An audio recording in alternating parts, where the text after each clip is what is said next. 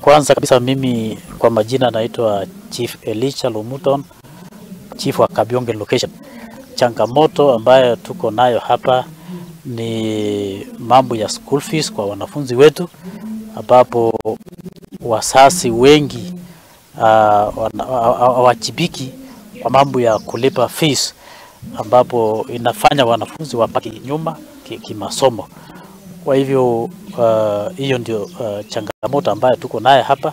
Alafu ya pili, kuna structures ambayo mashule zetu zinakosa kama vile bweni. Ukipata shule ya kutwa, wanafunzi wengi wanapotelea katika centers kwa sababu hakuna wale ambao wangemsaidia aende shule. Hivyo hapa ingewezekana tuwe na shule ya kulala kwa wingi, ambapo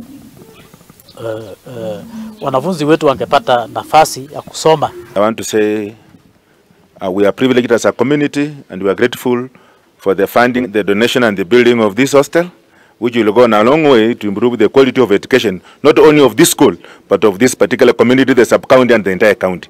God bless Major General Mutai for this charity work. Tunashukuru kwa jengo hili. Sisi ni wanakandarasi ambao wanafanya kazi katika eneo la West Pokot.